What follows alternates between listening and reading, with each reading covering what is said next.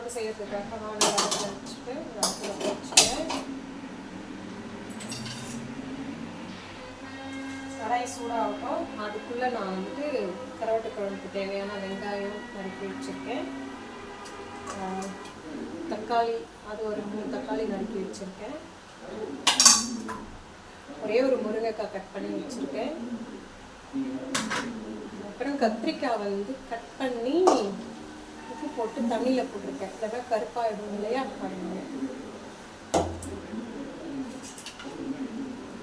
இது வந்து as usual பச்சை மிளகாய், பூண்டு, கருவேப்பிலை. நமக்கு புளிப்புக்கு ஏற்ற அளவுக்கு புளி ஊற வச்சுருக்கேன். ஓகேவா? இப்போ நம்ம சமைக்க ஸ்டார்ட் பண்ணிடலாம்.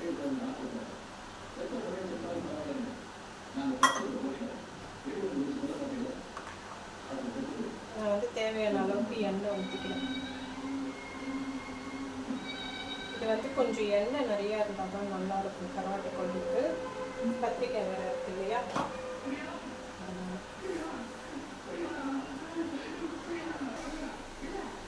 இது வந்து கடுகு, வெந்தயம், பெருஞ்சீரகம்.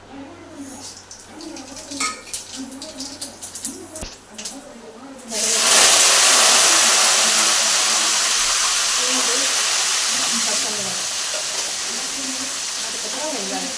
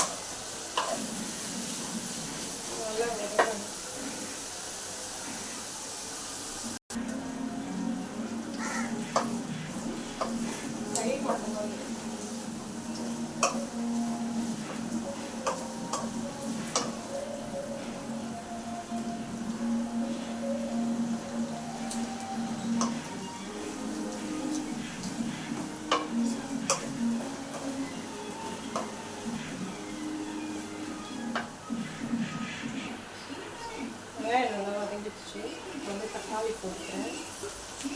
தக்காளி கூடவே வந்து கல்லுப்பு சேர்த்துக்கிறேன். சரியா கட்டலாம் அப்புறம் போட்டுக்கலாம். நல்லா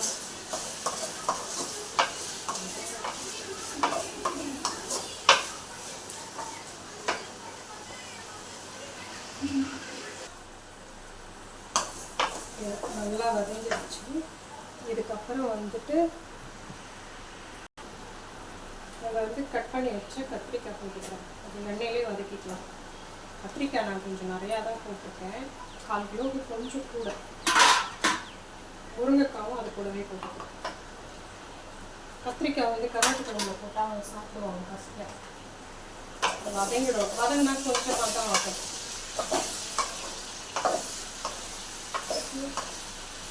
கத்திரிக்காய் போடலாம், நெருப்பாக இருக்கிறவங்க நல்லா தான் இருக்கும். கருவாட்டு குழம்பு ரொம்ப நாள் ஆச்சு. அடிக்கடியெல்லாம் கருவாட்டு குழம்பு வைக்க மாட்டேன். இப்போ எனக்கு கருவாடு பிடிக்கும் ரொம்ப. ஹீட் ஆகுதுன்றதுனால நான் செய்யறது. சரி, கொஞ்சம் நல்லா வதங்கட்டும். கத்திரிக்காய் வந்து நல்லா வதங்கிடுச்சு. முருங்கைக்காய் மட்டும்தான் வதங்கியிருக்கோம்.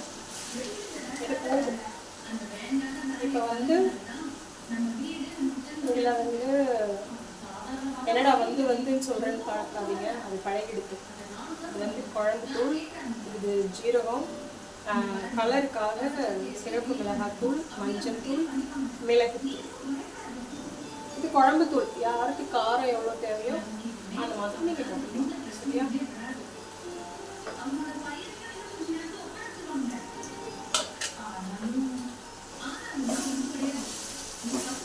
போட்டுட்டு நல்லா மிக்ஸ் பண்ணுவோம். ஓகேவா?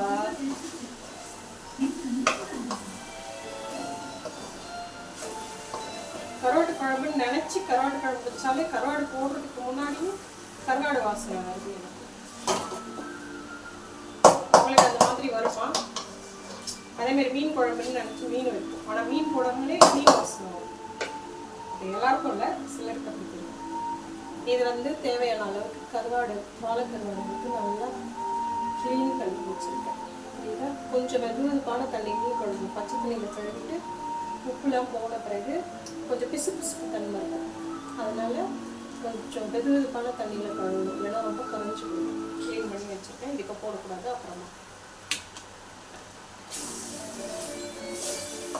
மிளகாத்தூள் போட்டு கொஞ்சம் இதுவான போட்டு ரொம்ப இதுவாக ஆல்ரெடி கத்திரிக்காய் வந்து இது வந்து புளித்தண்ணி கரைச்சி வடிகட்டி வச்சுருக்கேன்.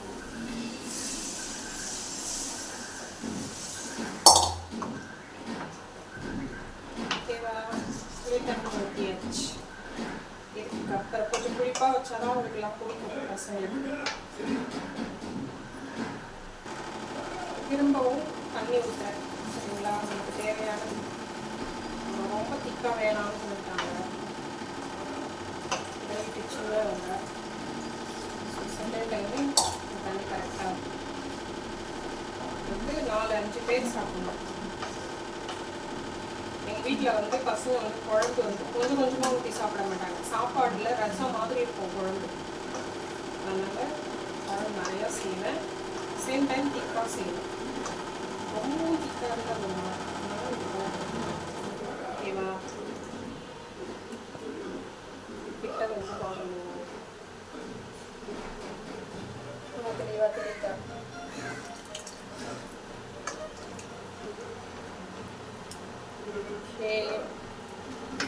அவ்வளோதான்.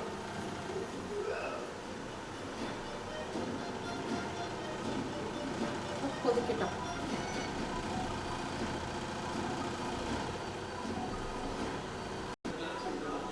உப்பு பத்தலை, அதனால இன்னும் கொஞ்சம் நான் உப்பு போட்டுக்கிறேன். காரம் உப்பு எல்லாமே அவங்க தேவைக்கு, அதாவது புளிப்பும் காரம் உப்பு புளிப்பு இது அவங்கவுங்களுக்கு பிடிச்ச அளவுக்கு தான் போட முடியும். அது வந்து காமன் கிடையாது, அளவும் கிடையாது. ஓகே,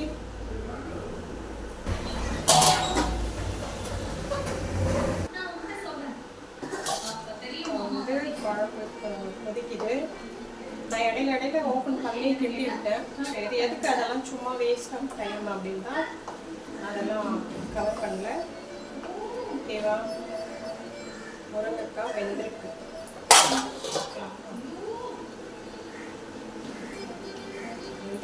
கொஞ்சம் வேகும், கை சுடுது.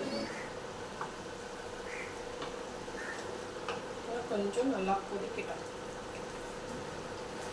அப்போ முருங்கைக்காய் வெந்து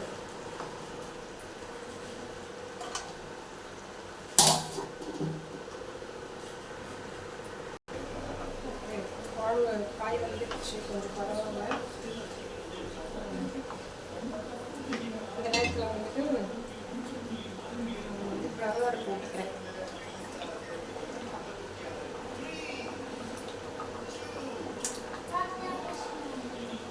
கருவாடு போட்டு லைட்டாக குட்டி தான் மிக்ஸ் பண்ணுவேன். இதுவும் மீன் மாதிரி தான். இப்போ இது கூடவே நான் கொஞ்சமாக தேங்காய் பால் ஊற்றிக்கிறேன். ஏன்னா அதுவும் ஒரு இதாக வரணும், கருவாடும் கொஞ்சம் தான் கொஞ்சம் வைக்கணும். ஸோ ஈக்குவலாக ஆகிடும்.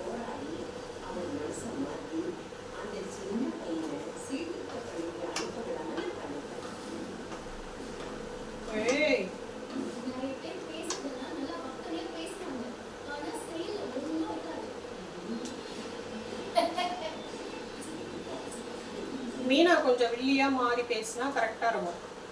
இதுக்கப்புறம் அவளுக்கு வந்து வேறு மாதிரி டைலாக்லாம் கொடுத்தா நல்லாயிருக்கும். என்னோட குழம்பு வச்சுக்கிட்டு இருக்கு, சம்மந்தம் இல்லாமல் பேசுகிறாங்கன்னு பார்க்குறீங்களா? சீரியல் ஓடிட்டு சிறகடிக்க ஆசை.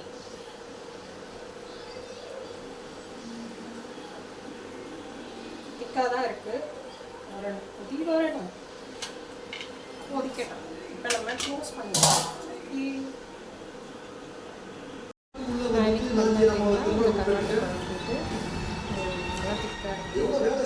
சைட் டிஷ் வந்துட்டு ஆனியன் போட்டு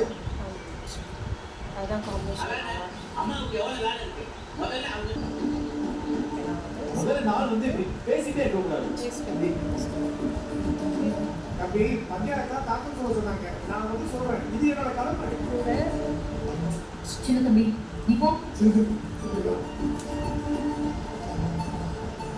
ஏன் மேல பிரார்த்தனை கொடுத்துருக்காங்க? யார் பிரார்த்தனை கொடுத்துருக்காங்க? என்னன்னு கொடுத்துருக்காங்க? என்னப்பா யாரு பிரார்த்தனை கொடுத்துருக்கா? சொல்லுங்க. ஓ கோர்ட்டில் கொடுத்துருங்க. இந்த ஊருக்கு எனக்கு வச்சுருக்காங்க. பிடிக்காது. இல்லைங்கய்யா சிவகாமி காரம் இனிப்பு எல்லாமே இருக்கணும். இந்த பொண்ணோட அப்பா அம்மா நாச்சியார் மகளை பிரார்த்தனை டேஸ்ட்டும்